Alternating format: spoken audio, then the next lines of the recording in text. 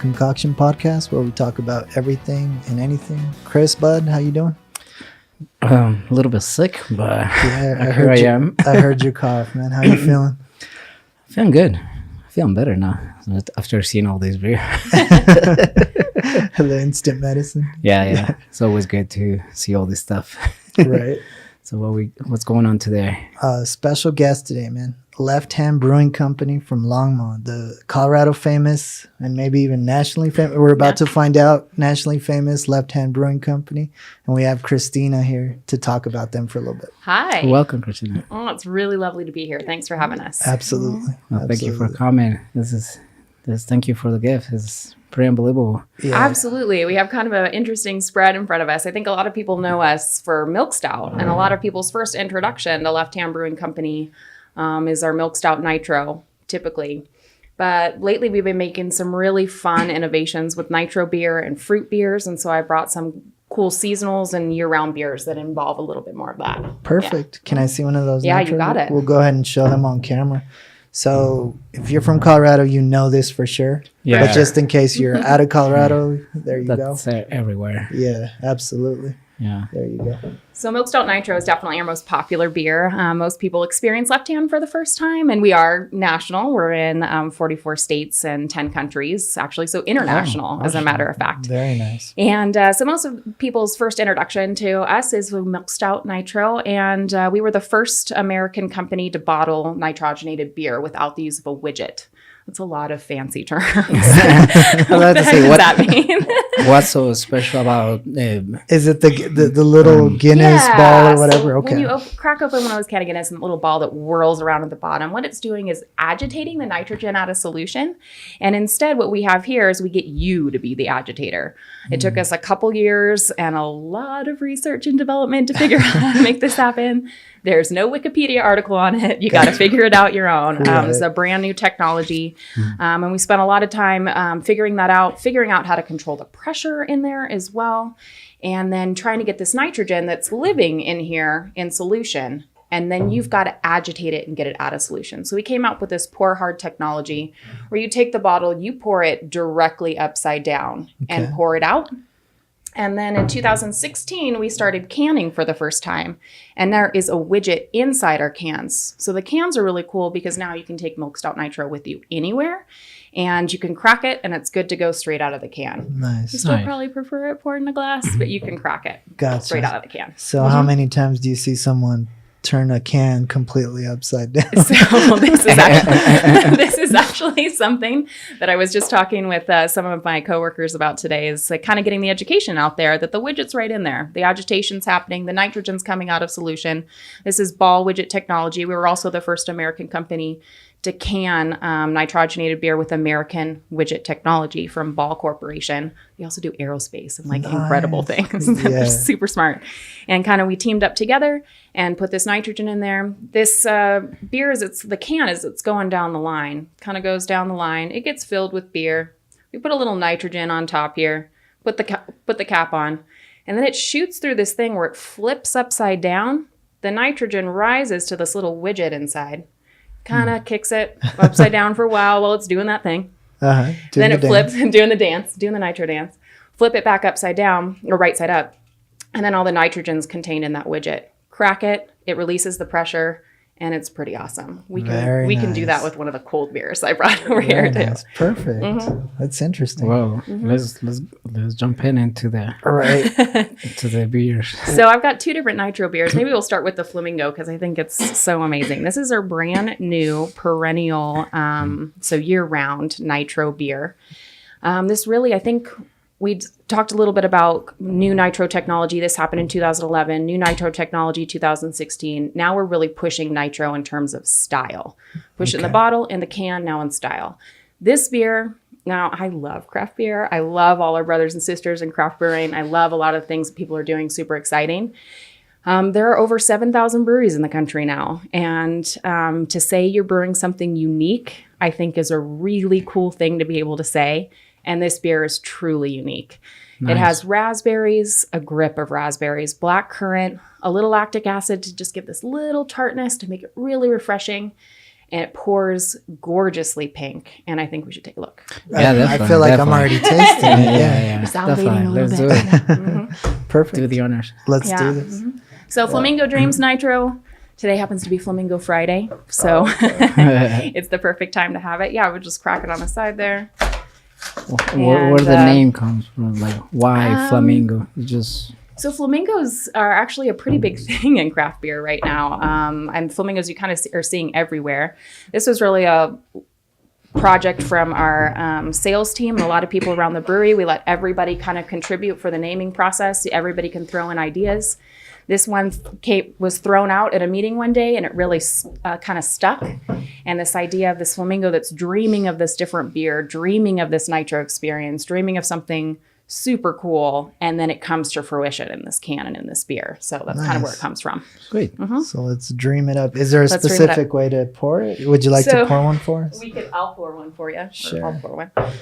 So first we give a crack. Hopefully it's still cold enough. It Yeah. sounds amazing. It Sounds gives this incredible. this little nitro vapor comes from the top, which is great. And like I said, you don't have to pour hard. So we'll just go on ahead Look and at pour that. this beer in here. That's crazy. It's a gorgeous And beer. then it's this striking pink color, and you can see that cascading process happening right there. Wow. And it just does all the prettiness. Stunningly beautiful, yeah. So I think you should do it too. So That's pretty cool. that is pretty cool. So my hear that? Oh That's- man, and then the little Oh, and the vapor that comes off, that yes. sound makes So my mouth perfect. water. So perfect. But The- like I said, it's good to go out of the can too. So I like pouring this beer especially because you can just see that gorgeousness. But And even yeah. the foam is kind of pink. What Yeah. about, are you dealing with a lot of sugar? Like like wine and stuff could give a lot of headaches. Do you have that problem with this kind of beer? No, or not at really? all. I think as the sugar, all those sugars go through the fermentation process, and there is definitely some residual sugar here, and you get lots of fruit. But this lactic acid, this nice tartness that really balances it out. The low ABV makes this incredibly crushable, and you continue to want to drink it. Okay. Again, when we put this out for the first time, kind of the final version, we really take a lot of pride in getting our beer right to the point where we love it and we're excited to share it. When we got this to the final version, we were like, yes, this is what we want to send out and tell everybody about this new beer and the things that we've been working on. We were just kind of all sitting around the table and I'm sipping because you can drink at work when you work at a brewery. It's kind of awesome. Nice. So I'm just sitting there kind of sipping and sipping. And all of a sudden I realized it's gone. And I'm like, how did this happen? You just kind of keep going back to it. So my mouth's still watering right now. So I say we just cheers. Cheers. Good job. And I'm going to drink with my left hand because that's what I'm supposed to do. Oh yeah. Well, let's drink with the left hand. And there you go. My little mustache and You everything. definitely get a milk mustache. on top of the mustache. Or beer mustache. So you said you're supposed to drink with your left hand. Is there a Well, reason there's for a that? lefty way, I would say. And lefty is a state of mind. You don't necessarily have to be like a left-handed person or anything like that. But it's just this way that we tend to drink with our left hand. Interesting. I guess that brings up the name. Why Left Hand Brewing? So we were founded by Eric Wallace and Dick Dorr back in 1993. Sorry. So good. You can interrupt Go me ahead, saying our interrupt. beer's I was awesome. like, I forgot about that. I have a microphone in front of me. Perfect. So we were founded by Eric Wallace and Dick Dorr. Eric and Dick met in the Air Force Academy down in Colorado Springs. Congratulations to the recent graduates. I think they just had their graduation yesterday. Yeah, Is that right? yesterday. Yeah. Yep. So they met each other down in Colorado Springs and really started a lifelong friendship that continues to this day. They kind of went their separate ways. Eric ended up mostly in Europe and Dick ended up in Southeast Asia. Finished their service in that manner to the country and then came back to the United States, came back to Colorado. And Dick, in 1990, his brother gave him a home brewing kit. He said after one batch of beer, it was, quote, all downhill from there. Like, could not stop, would not stop, loved brewing craft beer. So he was making this great stuff in his basement or in his garage and thinking this is really rad. Eric comes back into town. They start brewing together. Things really start leveling up. Very lucky friends, family, neighbors are drinking this beer for free, 90 free, thinking this is awesome. Right. And then finally, these guys are like, hey, we want to have beer all the time. We need to be able to drink your beer all the time. I can't wait for the next homebrew to come out. You all need to open up a brewery. So that's exactly what they did. They started looking all up and down the Front Range, settled in Longmont. Longmont, to get to your initial question. Yeah. Longmont is an area in Boulder County, really, where a Native American Southern Arapaho chief, Chief Niwot, would summer his tribe in Boulder County, winter his tribe along in the Front Range. And he was a really amazing force for peace in this area.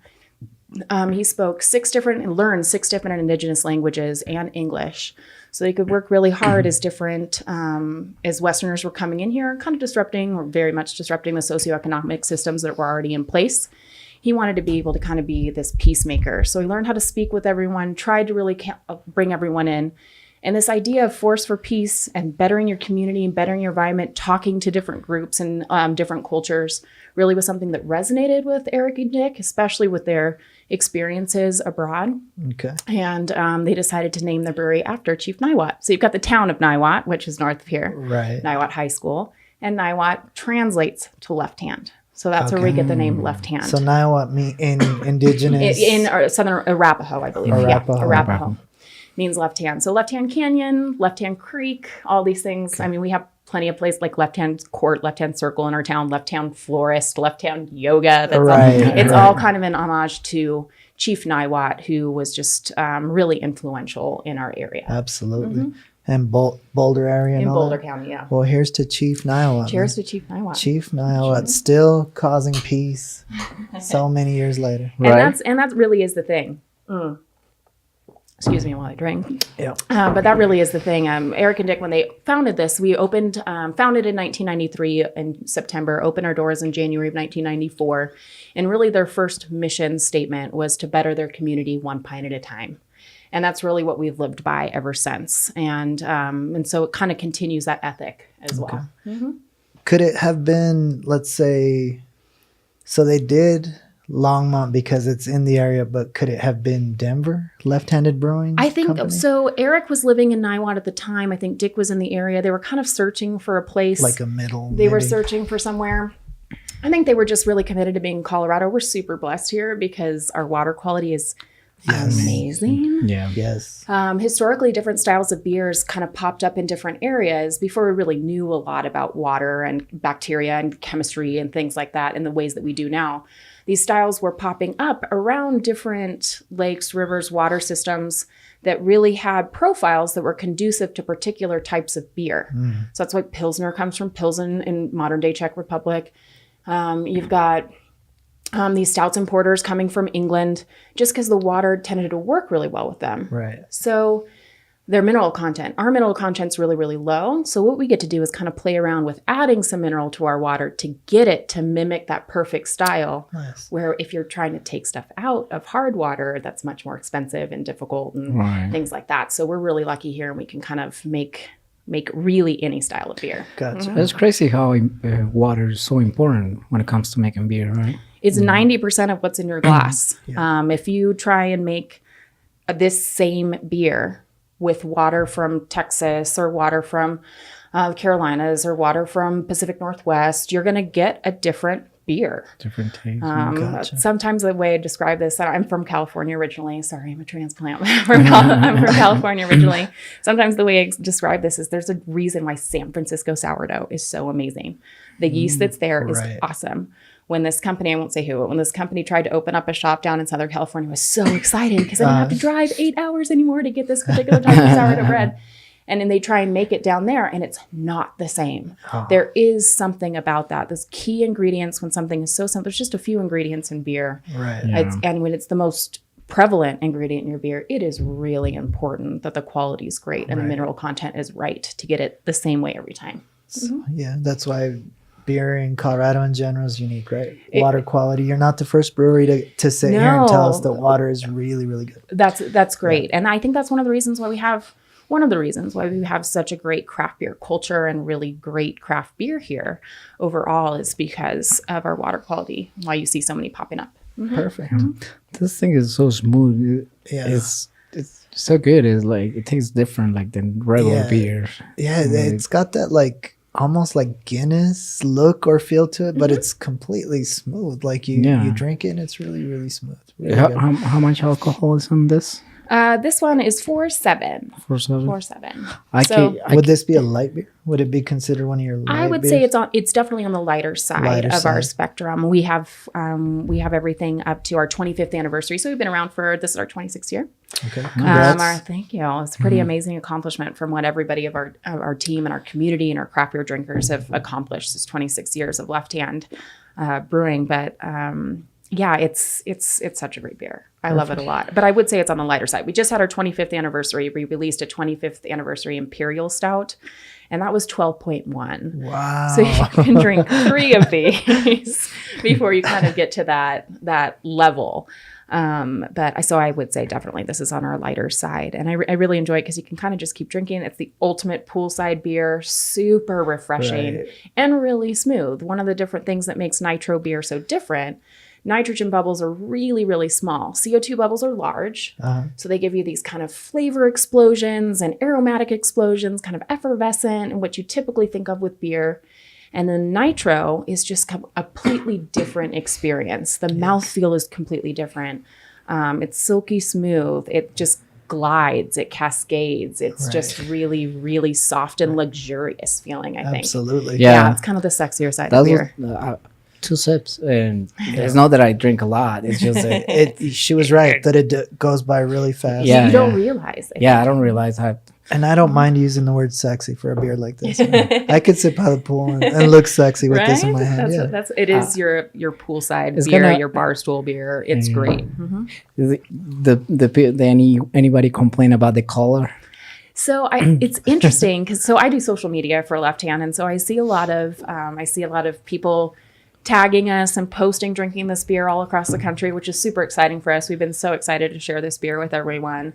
And it is funny to me that people every once in a while will be like, oh, I didn't know I was ordering a pink beer. I'm like, this is Flamingo Dreams. It probably says raspberry beer in the description. Yeah. So, but that is I think one of the hallmarks of it is it pours this striking pink color. And it's one of those that you kind of see it at the bar. You're like, what are they drinking? Right. I want one of those. Yeah. It's one of the few beers that you can actually like draw a flamingo, paint the can pink, and you get a pink beer. Not all beers are like that. That's totally true. Yeah, all these cans could be green, purple, blue, but then you get the beer and it's like a golden red. I'm just like picturing like some biker, like in some bar, like a big ass bikers and having a pink beer. A pink beer. Embracing their masculinity with a pink beer. But I'd be like completely okay with it. Yeah. As soon you try it, like, oh, makes sense why you're drinking this. Yeah. That is the interesting thing is that I mean, even seeing it in the tasting room where we are, is I'm seeing just as many men order it as women. And I think that's really exciting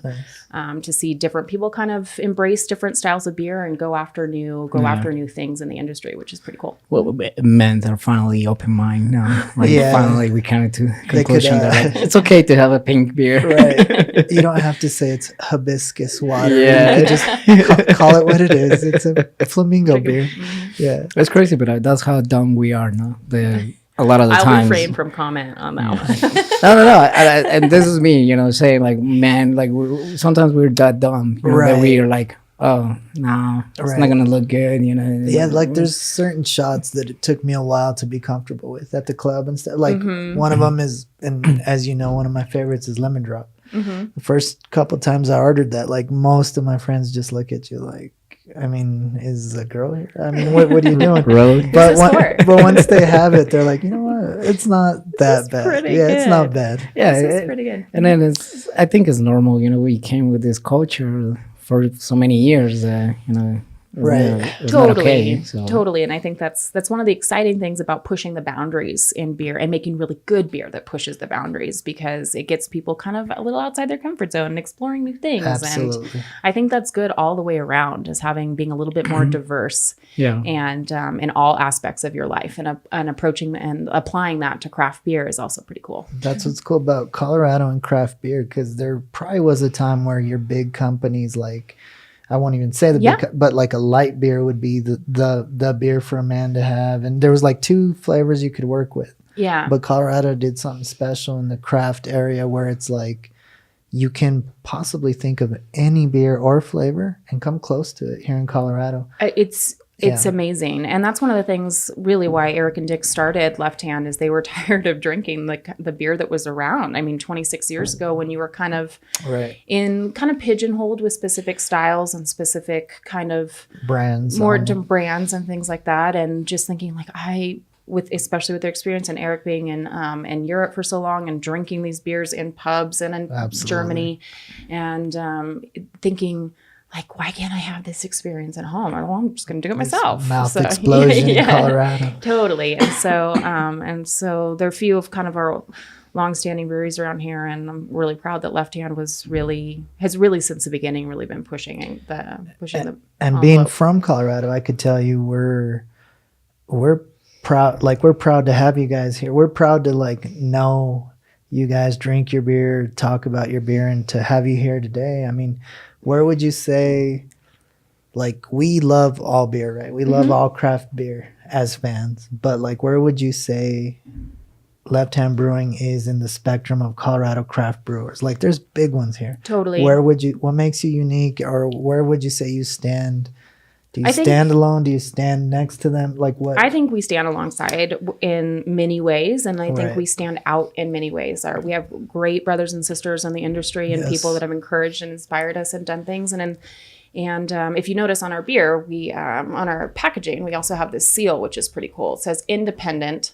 I don't know if you can get one up, but it's the Brewers Association independent seal. That's basically saying we are independently owned. We at Left Hand actually happen to be employee owned as well, which is really rad. Very nice. I just got my first kind of announcement of what kind of stock I have in the company, which is really exciting. And it gives you this incredible ownership feeling. But we really stand alongside our independent brothers and sisters out there making this beer.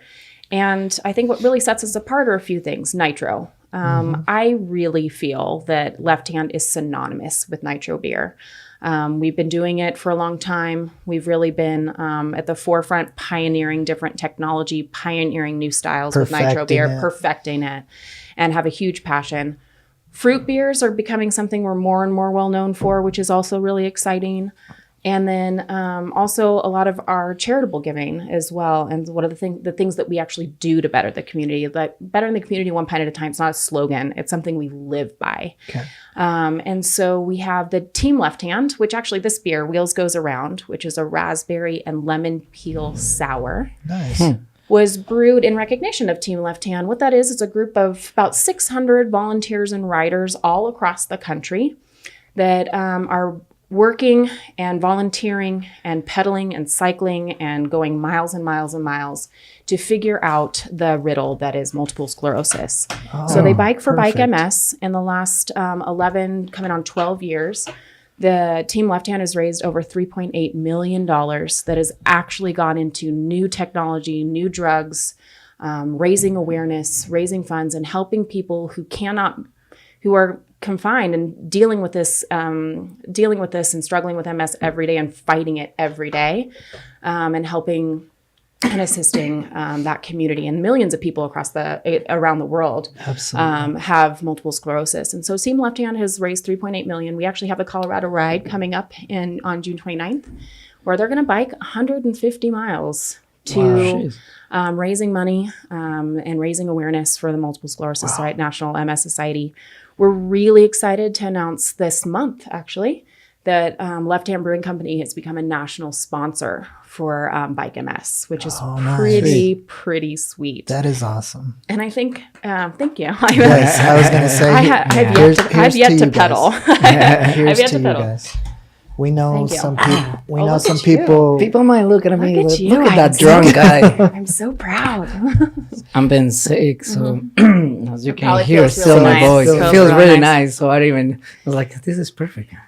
Natural honey. We know some people with MS, so we greatly appreciate this. We have friends and others that know other people, and this is a great gift to them. I didn't even know this about you guys, and thank you for mentioning it. It's really close to home. It's really close to home. This became a year-round beer for us. It was brewed last year for the first time seasonally. This just became year-round. And it's really close to home. Our COO, Chris Leonard, who's the captain for Team Left Hand here in Colorado. We have rides in Ohio and in Texas and in Florida and the Carolinas. And recently we're going to get involved in New York this year as well. And so we're really excited, California. We're really excited to kind of get this out there, more awareness out there. And it's close to home. Chris Leonard has several people in his life that are fighting MS. One of our members in our tasting room that's been coming in for decades, we call him Irish John, amazing man, and is fighting MS. And it's just, it's incredible to hear people's stories, see how they're encouraged, get more education. We also have bring in education for our entire company about what MS is as well. And so I'm really excited about this beer and what it means and what Team Left Hand does. And I think that is one of the things that sets us apart. I mean, I think it's great giving money, doing things, giving back, but actually going to rides, raising awareness, pedaling hundreds of miles across sweating for the cause, volunteering at all these events. Volunteers often work harder than the riders, and just putting all of these things in there, being a virtual cyclist and raising funds as well. If you're maybe not mobile or able or wanting to be on a bike for that long, and to do that, I think is an incredible thing, and I'm really proud of. And I think one of the things that sets Left Hand apart, and we also have a foundation as well. Okay. Our own 501c3 called the Left Hand Brewing Foundation. And that's one of the ways that we give back to the community in times of crisis. We have, we just had Leftapalooza, which is, I think you can probably figure out what the name comes. Huge cover band competition and music festival, which is rad. We had 198 people there swabbed to get on the list to be the match with the Love, Hope, Strength Foundation. Okay. And the odds on that, I think, are something like that's like 7 or 8 people that could be potentially saved from those odds, which I think are amazing. And this all happened there? This all happens at the event. And then every single cent of profit that is made from this event goes back to nonprofits. Okay. So if you come to our Leftapalooza, we have Oktoberfest coming up in September. And then we have Nitro Fest, which is epic. And you guys should come if you've never been. We have Nitro Fest that happens in November. It's this completely different, we said like this is a sexy beer. It's kind of an adults only, a little bit later. Very nice. All nitro beer from all across the country. We bring nitro beer in from like a dozen different countries around the world as well. And it's this really cool experience. But every cent from all of these events, anything the foundation does is going back to the community. Very nice. And I love that about Left Hand. I'm proud of you guys. That's really, really cool. It's very nice to see a lot of companies now are doing more than just as it is. Beer companies provide jobs, employment and happiness to the drinkers. Right. To the volunteers. Volunteers. But on top of that, this type of things I think is also, it makes a difference, Definitely. We, like Levi was saying, we have, we know close people, it's kind of personal, the MS thing. So it's really nice, Greatly really nice. appreciated. Appreciated. And unless we had them here, we wouldn't have known, man. Yeah. And see, is a lot of people won't never probably know about these things, if it's not promoted up there, Exactly. A lot of times we assume that everybody knows about this, but not everybody knows. So hopefully this is another way for people to find out about these great causes and these great things that you guys are doing and this great beer. So I'm loving it so far. You most definitely could go ahead and tell us more. I mean, you brought more than this beer. I know I'm a slow drinker. Christian's ready for his next beer. He's ready for his next one. He could open another one and you could tell us about it. Yeah, do you want to go with the nitro beer? You want to go with the peach beer? I'm gonna you try would just this go one. with that one? Yeah. So this one, lots of, you crack it open, you can smell the raspberry. And then we put some lemon peel in there. It's a Goza, so that style historically has a little bit of salt in it as well to really balance it out. And it's just nice, tart, crisp, and refreshing. And this is on CO2, so you're going to get that more effervescent feeling than you do from the nitro, which is a lot silkier and smoother. I've noticed when you're describing, we've had a few breweries in, and when they're describing the beer, more and more I feel like they're like rock band names, like the Effervescent, and then you get the push and the nitro. I'm like, man, this sounds like a rock festival, but it is just beer, and it is awesome, delicious beer. Go for it. I want to try that one. In Okay. this, so I'm not going to use it. Well, I don't want to pour in here. it will taste weird. I think you can just go for it. I'm sure you'll be fine. It's similar enough, and I think it's pink as well. Yeah, it has a lot of raspberry in it as well. Are these summer? Like you said, that's an all year thing. So the Flamingo Dreams is all year because of this amazing success and how the community really embraced Wheels Goes Round. Last year is a seasonal. We've decided to bring it back. This year is now a year round. So these are all there all the time. The Peach Beerlini Radler. This one is a seasonal. Epically popular as well. There's half a peach in every can, which I think gives you an idea of how much peach there is in there. Convince yourself that it's super healthy. It's really good for you. Get it going. This is like fruit salad that I brought, guys. Here we it's go. Really great.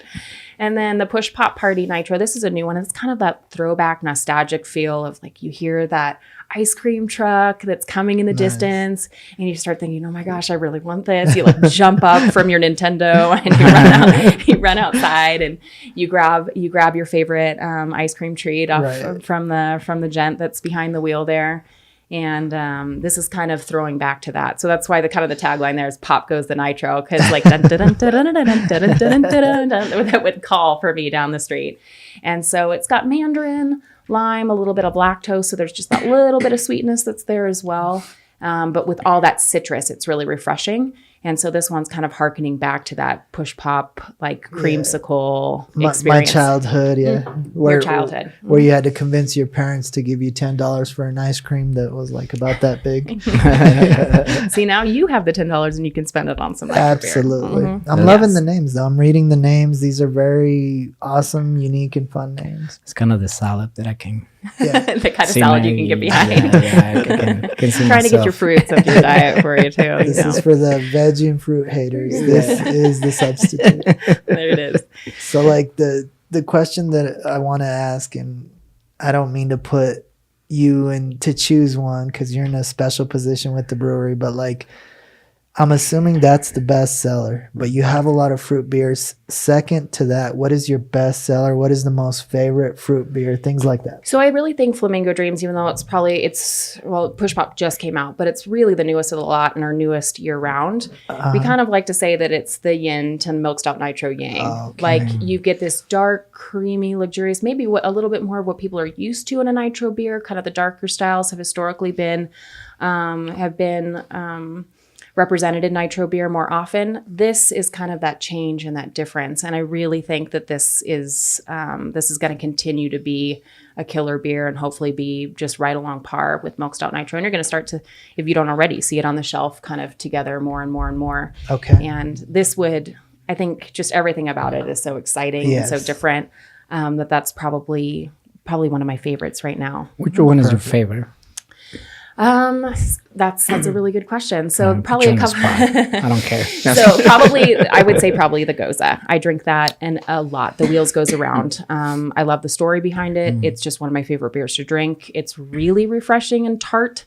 And I tend to like something. I've always been gravitating towards sours. Like sours beer's what got me into beer, which is kind of interesting. And got me into craft beer. And so that's really more of my wheelhouse. And that would be my favorite beer that I drink that's a year-round beer. And then we have Faded Black that's a seasonal in the fall. And that's just killer. We hand smoke some of the malts in the back. Do a lot of things by hand around the brewery, genuinely. Fade to Black? Fade to Black. So we're talking about rock songs. Fade to Black, Wake Up Dead, Traveling Light. Those are all like beer names. The only reason I bring it up is because I think I bought it one time because I was like, oh, this is a Metallica song. Probably has nothing to do with Metallica, but I was like, this is Metallica. Got you in the rock mood. Yeah, so I was like, I bought the beer and I took a picture, of course. Yeah. That's one of my absolute favorite beers. And I think it's just, there's like cardamom and not in it, but I mean, there's flavors that are deep and smoky and rich and full. And it's one of our most award-winning beers as well. And so we're really blessed with all the amazing breweries that are out there. Our brewers have taken home 27 medals at GABF alone, which I believe is still the case that keeps us the highest awarded Colorado brewery at GABF. And when you think of all the amazing things happening in the state, I'm really proud to be working alongside men and women who are brewing this type of quality beer. Yes. Mm-hmm. How are you ending on the beer industry? What was did you actually thought about it? Like, I'm gonna, Like your personal this is my story. dream. My personal story. Yeah. So I started off actually in the wine industry, kind of in the food industry and wine industry, and got some education in that background. And I kept going to this Italian pizzeria, and I started working there. And the owner kept saying, you need to drink more beer. You need to try more beer. And I kind of was ignorant about it and didn't really know very much. And one day he finally got me to sit down and try some beer. I'm like, what is happening? This is amazing. Like, he put a craft beer in front of me, and I'd always thought kind of domestic lager is beer, and I don't want that stuff. Right. And that's all I'd ever really been exposed to. And so he set this beer, and I start drinking it. I'm like, what is happening? This is so amazing. And probably within the next year and a half, this is in Southern California, within the next year and a half, I'd been to like something around like 95 different breweries, trying everything I can, figuring out different styles, realizing that craft beer culture was really the culture I wanted to be in, much more conducive to my lifestyle, my kind of personality, my ethic, I guess, overall, that craft beer was really what I wanted to be. And so I thought, who has amazing craft beer and great hiking and great sports, and where should I move? And I instantly fell in love with Colorado. Nice. I came out here to see a game at Coors Field and see a Rockies game. And I came out here and I landed. I came out here with my dad.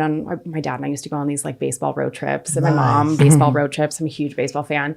And so I came out here, landed. I was on Pena Boulevard, guys. I love this. I love this state. So if I fell in love with Colorado on Pena Boulevard, If you liked Pena, then you were bound to stay. Yes. So that's what happened. And I came out here.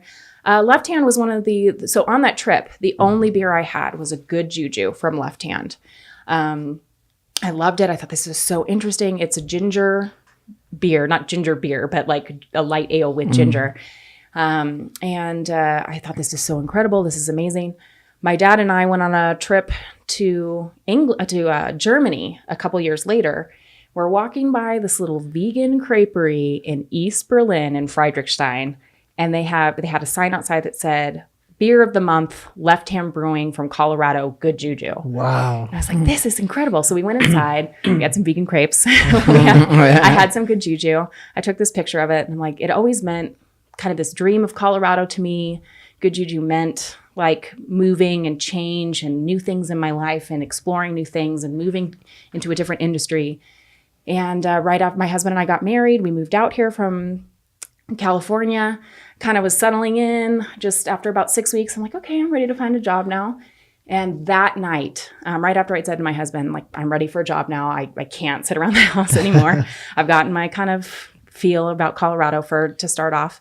That night, Left Hand posted on their social media at the time, posted, we're hiring for a beer tender. I applied the next day. Left Hand had always meant Colorado to me. I applied the next day. I loved what the company had to do. And lo and behold, I'm still there. They're still stuck with me. Perfect, so yeah. it's Nice. great. Mm-hmm.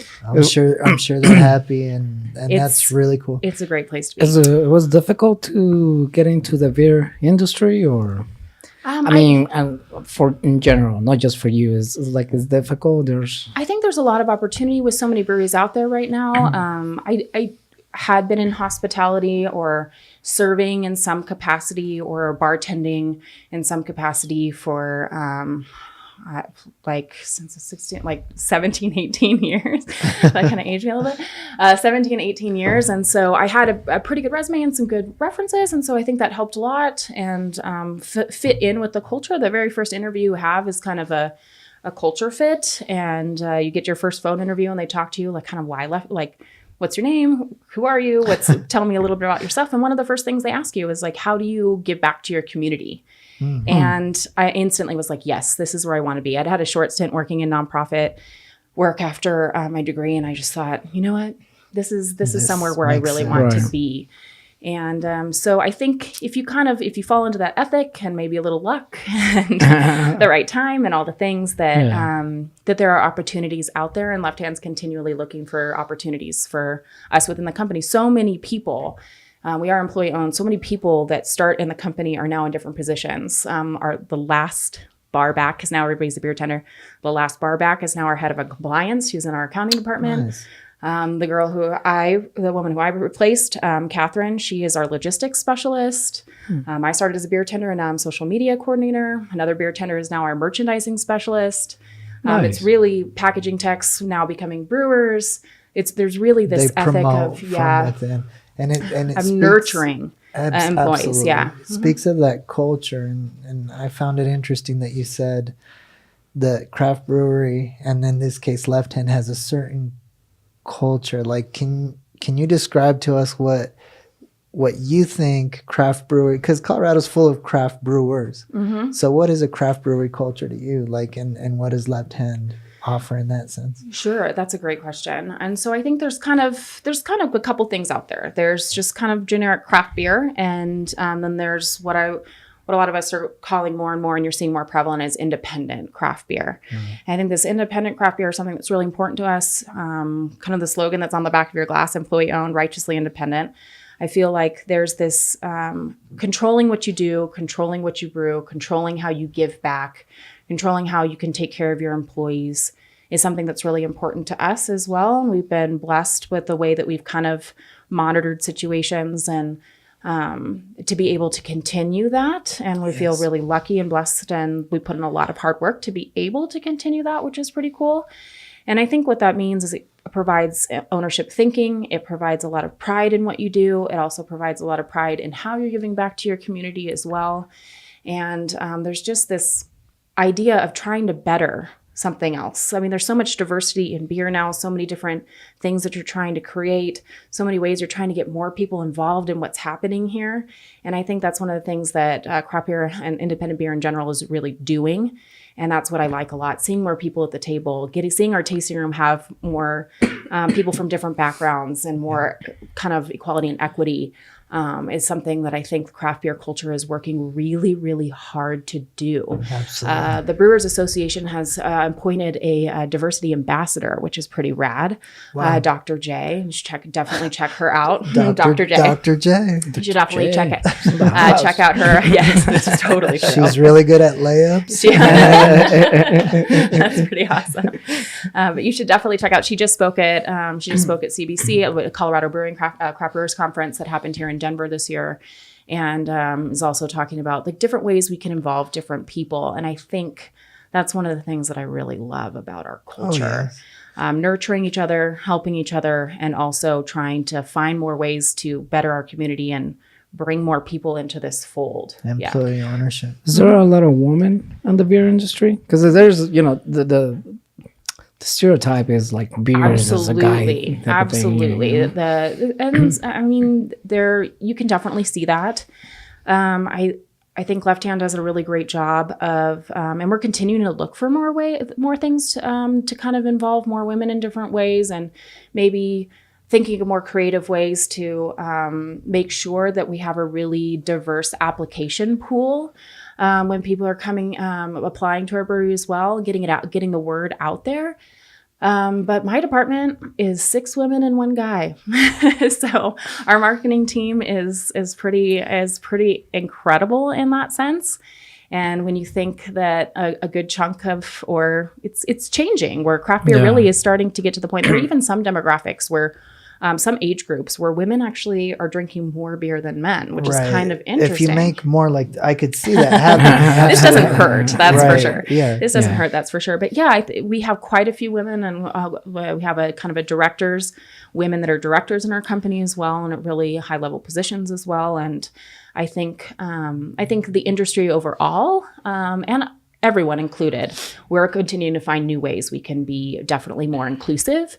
I think the industry overall has some steps to take that way, but it's moving definitely in that direction. And I'm pretty sure this, I mean, not just because they're women, I mean, pretty sure they have the qualifications to be in that position. Absolutely. They have the skills, and they know that's the reason why actually they're there. Not necessarily just because it's like, oh, we need to try to put more women into the industry. Right. No, it's probably because they know what they're doing. So I mean, Absolutely. And that's kind of what I was talking about. Just kind of getting a more diverse application pool means just getting it out there in different ways. So maybe more women see it. and know that they can jump into the industry. Right? Absolutely. And we also just did a Pink Boots Society, is a nonprofit that does education for women in the brewing industry, whatever facet that might be, whether it's marketing, whether it's actually brewing, packaging technician, whatever that happens to be, beer tender,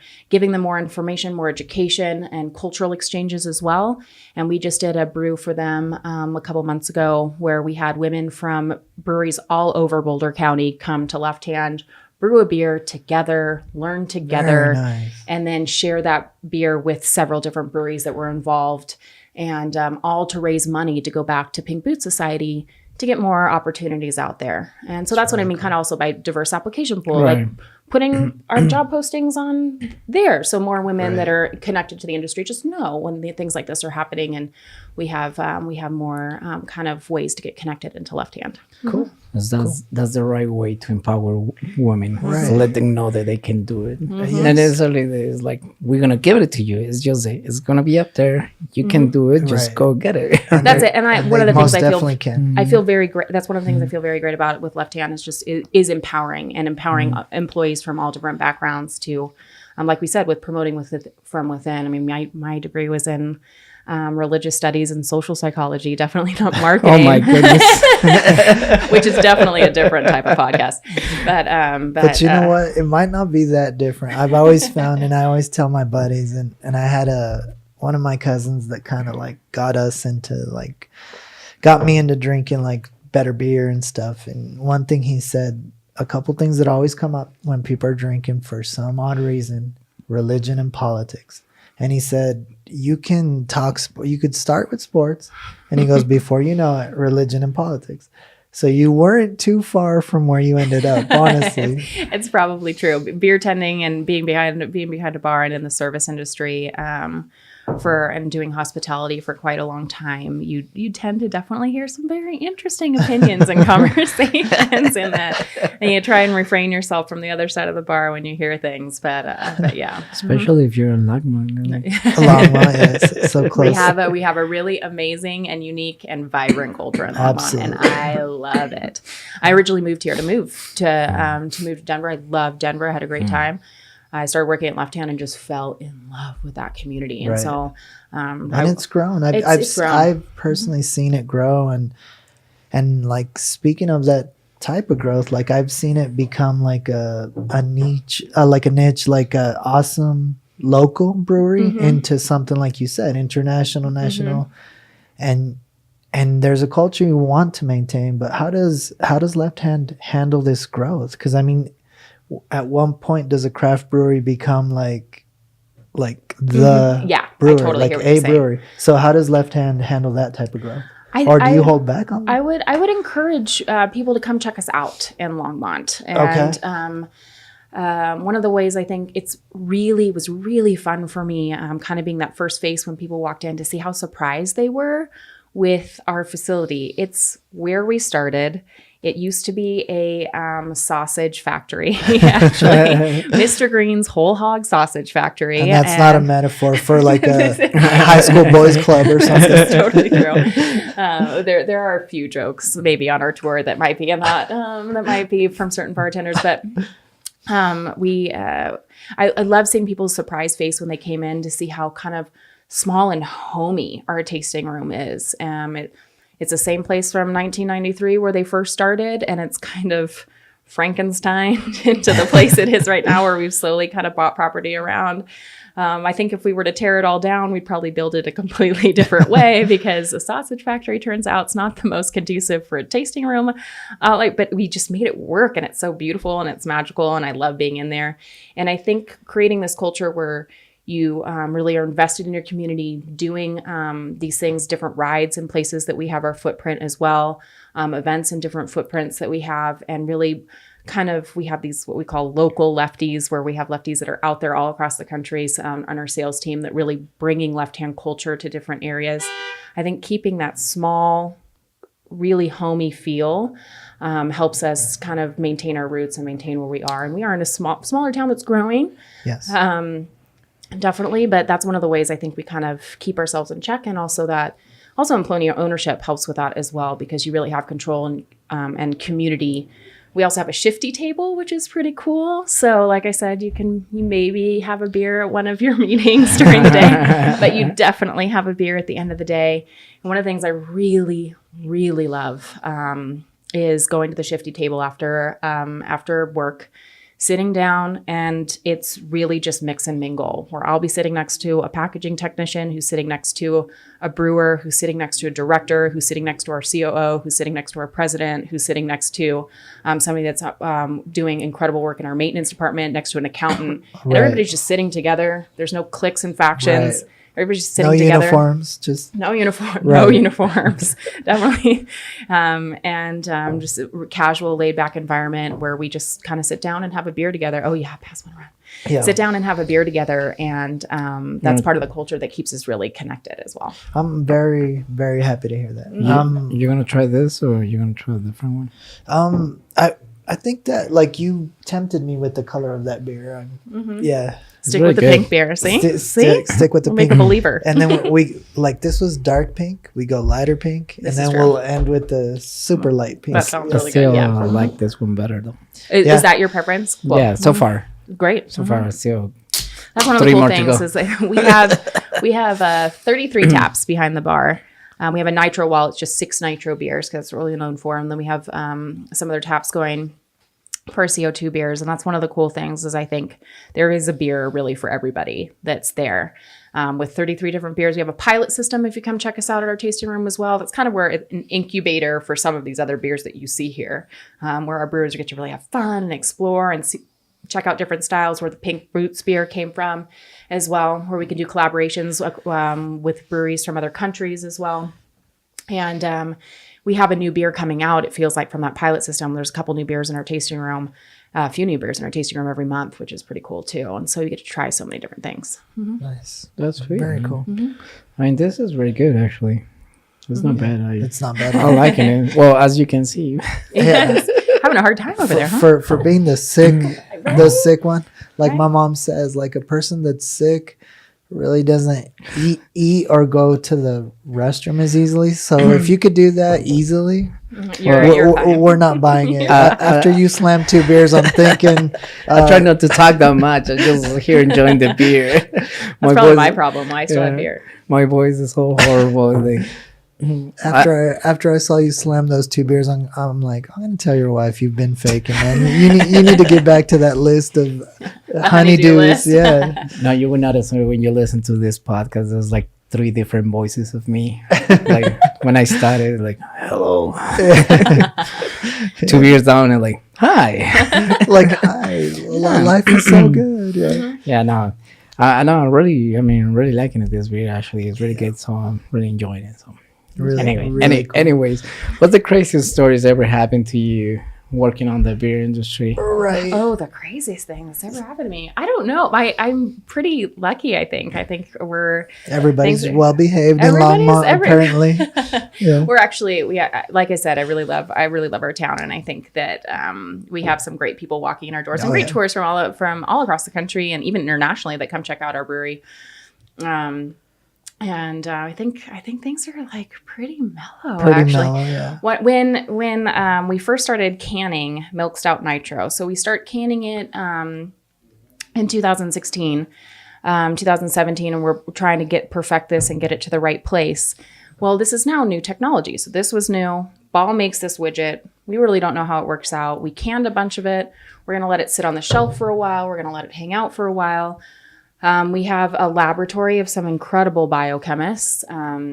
What a cool way to use a chemistry degree for a brewery. But some incredible biochemists that we're taking and at different stages, pouring it out, measuring exactly how long it took to cascade, beer after beer after beer after beer, seeing exactly what the head looked like, making sure there was consistency, making sure it was perfect.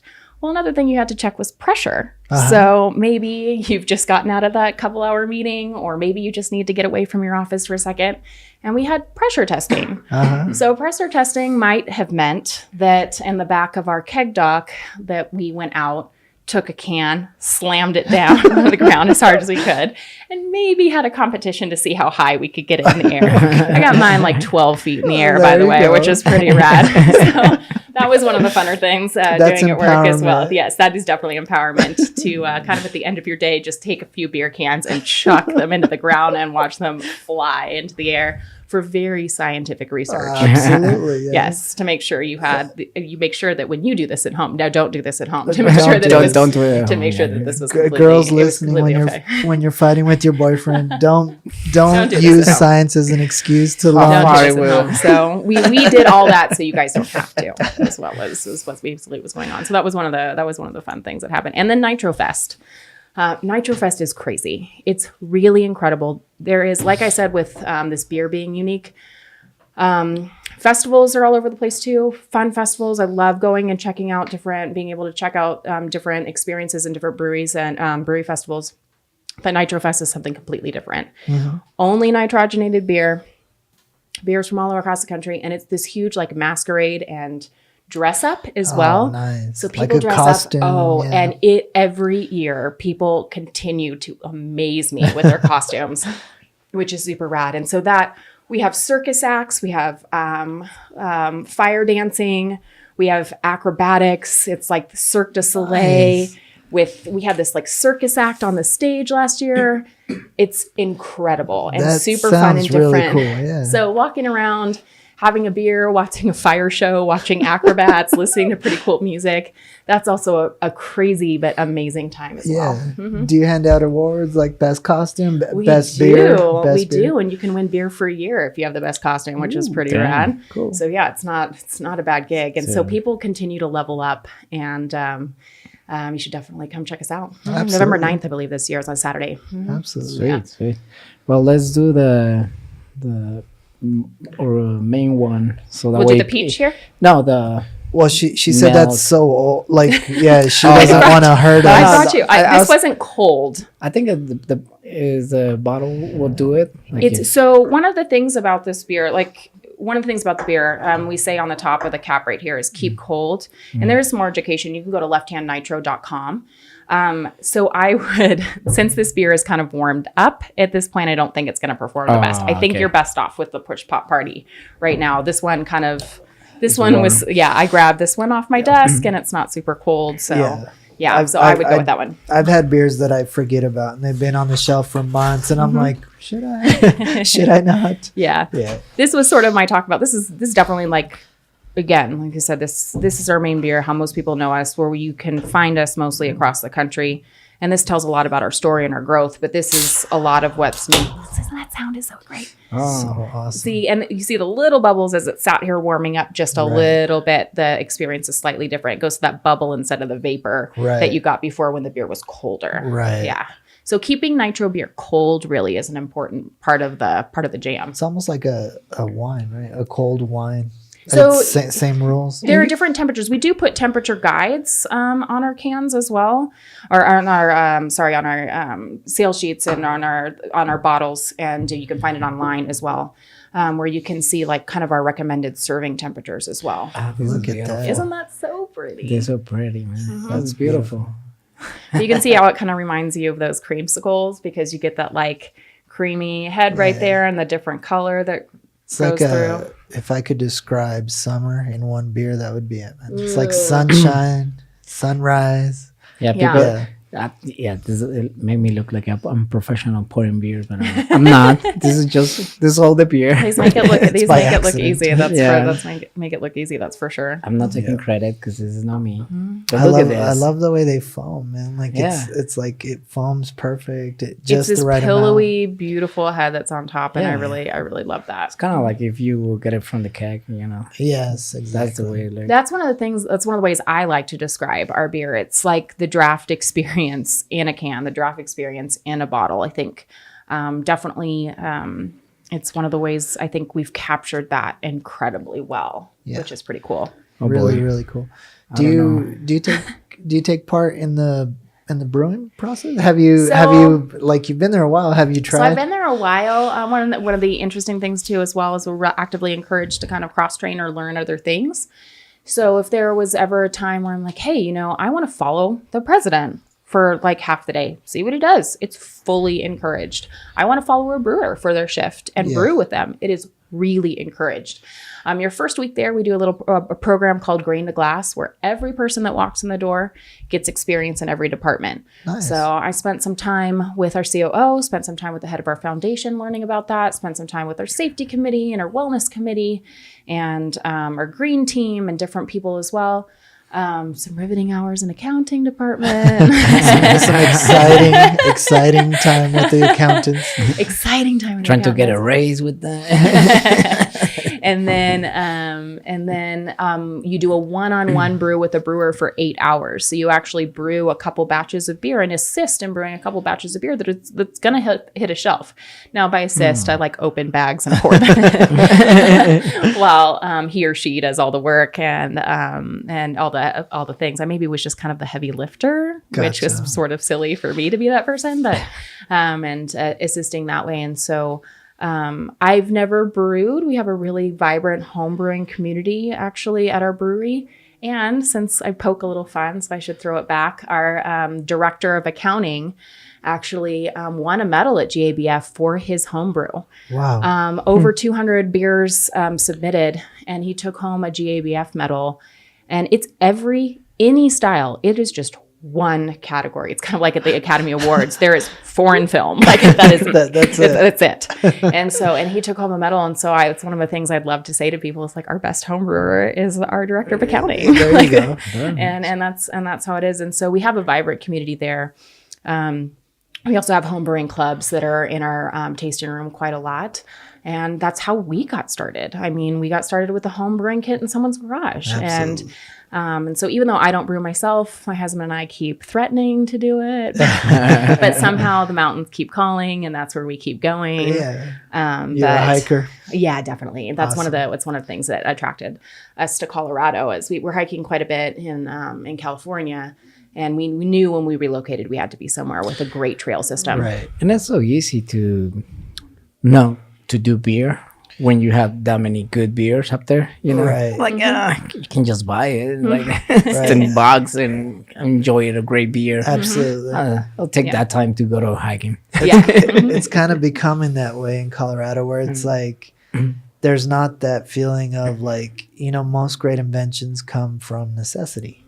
So like in Colorado, the necessity for a great craft beer is almost, I don't want to say non-existent, but there's so many good ones that you're right. Like you don't get that urge to just have an idea and open your garage brewery. Because like you could go to your probably a block away and have a nice. And the culture has changed so much. Right. And some of the longstanding breweries in this state, and including Left Hand, really help change the scope and kind of provide the fabric for other breweries to continue to grow and pop up, and now start challenging and encouraging and pushing us as well. Which is great. I mean, this only makes everybody better. You know, competition makes it better. Yeah, because you're gonna push to make the best beer up there. You know, you're gonna try. You're gonna keep trying. If you hear like you guys are doing a great beer, you know, I'm pretty sure Dry Dog is now trying to do the same thing. You know, they're like pushing it to get the best beer out there. So this is, I mean, if even better for us. You know, he mentions Dry Dog. We had Dry Dog here. Yeah, you just did. I saw. Yeah, we've definitely checked them out and had them at some of our events, and I just it's great, great beer. And that is one of the things, you kind of keep pushing each other and learning and doing things, and it's really fun to have new breweries in our community as well.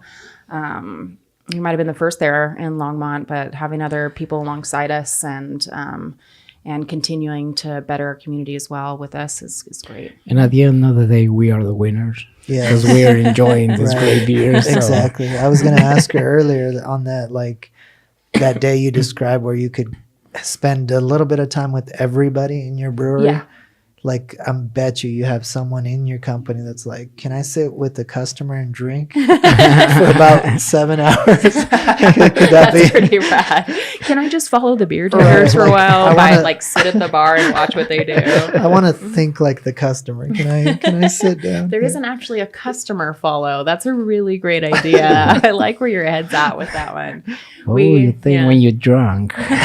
What's your mind on that? You learn to definitely to imbibe responsibly. We definitely encourage imbibing responsibly. So you're now like a Colorado person. You know that when we hike, when we camp, part of that space in your backpack is like a cold, delicious beer. Oh, we've fully assimilated. What's your favorite like hiking beer? Ooh, that's a really good question. See, I have a hard time with the word favorite because I'm an equal opportunity drinker. There we go.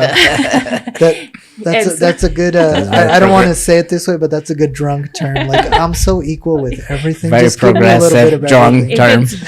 If it's a good version of what it's trying to do, I'm probably on board. And so it really does depend. It tends to be kind of maybe the freshest thing off the line or something that's new. My go-tos have definitely been the Goza. If it's in the winter and we're doing a hike, I definitely do Fade to Black. We recently took, we have crawlers now in the tasting room. So we took a crawler, I think of a kind of a one-off IPA that we had as well. And so it's a mood thing, right? It's a mood thing. It's a mood thing. It's a mood thing. There are a few people around our brewery that when they walk up, you know exactly what they're going to order. But I would say that most of us keep moving things around.